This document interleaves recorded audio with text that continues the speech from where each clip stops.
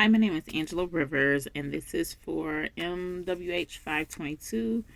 The life stages that I chose was family life stages, and the reason for me choosing this particular topic is because every family goes through their trials and tribulations.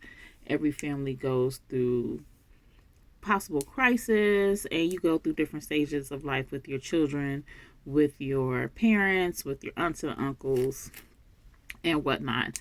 So I chose that due to my experience with my grandmother and my aunt dealing with dementia. So dementia is a debilitating disease that happens, and it can happen with individuals in their late 30s, early 70s, and beyond.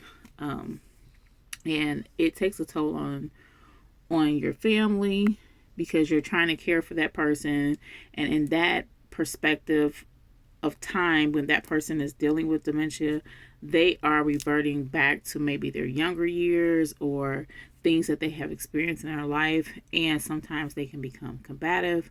It's strenuous on the family because you're trying to help that individual remember who they are, who you are, who other family members are. And sometimes it does become a crisis because they are not familiar with where they're at in that moment. They're not familiar with the places that they go, the places that they see, or the people that they interact with. So you have to kind of remind them of who you are, who this family member is, what place is this, where they live at, just to try to jog their memory. One thing that we dealt with was my grandmother. Her dementia happened really fast. So we are not sure if the disease that she had at the time, which was diabetes and heart failure, the medication kind of made it trigger faster, but we assume that's why the onset of dementia happened so quickly. Um, and when it happened, it was like overnight. Like one night, she was gradually forgetting certain things, but we thought it was because of her age because she was older. But then when she had an emergency visit to the hospital and they gave her this certain type of medication, it was like overnight. She forgot who we were. She forgot where she was at. And she reverted back to when she was a child. And so certain things and certain people she would remember, but then it got worse to the point where she wasn't remembering everyone. She would particularly call certain people this person and this person, and she thought that she was here, she thought that she was this age, and so it was just kind of stressful for our family. So at that time we felt that my grandmother was in crisis, and so we decided to put her in a nursing home. And so one of the nursing homes we put her in was not caring for her the way that she should. So at that time, our family was in deep crisis because we had to make a decision of what we were going to do, who was going to take care of her. So we decided to bring her back home, but we didn't know who was going to care for her 24/7 because my grandfather was of age. So he could not really care for her. And people had to work. And it was just hard because she actually stopped walking because she couldn't remember to walk. So we were in crisis again because we're like, who? My grandfather's not gonna be able to carry her.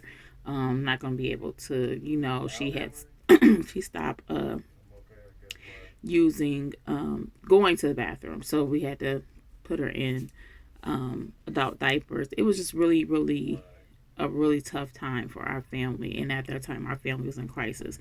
So how do you move on from being in crisis as a family? So when I did my PowerPoint, I talked about the family life stages, but I talked about critical things as a crisis. So now my one of my older aunts is going through dementia, and so dementia causes forgetfulness. Do my homework. So it causes forgetfulness. So my one of my older aunts, she's currently in the nursing home. So and we thought she was kind of young. She's in her 60s, but we still thought it was kind of young. And she's not in the stages as my grandmother was, but she's still in a very fresh stage. And so she kind of, when you come into her space, she kind of remembers, but you have to sometimes remind her of who you are. Or if she sees family members together, then she remembers. So if she sees my mom and my uncles and my aunts together, she remembers those are her siblings. But she does not understand that my grandparents are no longer living.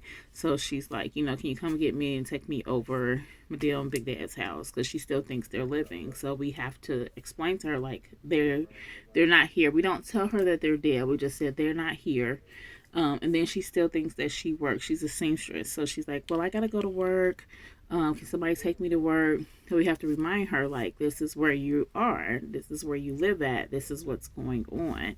She remembers some of the grandchildren, some of the nieces and nephews, but it's still a scary thing. And when I call that a crisis, is because when she actually started living with one of my older uncles, and she left, and they had to go and find her. And so she left, they found her, they put her in the nursing home, and then she left the nursing home.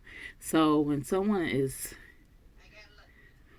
having dementia, you can have the family in crisis. And so when I did my PowerPoint, I basically centered it around family crisis, because there's different stages. If someone is on drugs and alcohol and you want to save them, or someone is having issues with their children, dementia, or health issues, the family becomes, if you're a close-knit family, it becomes a crisis.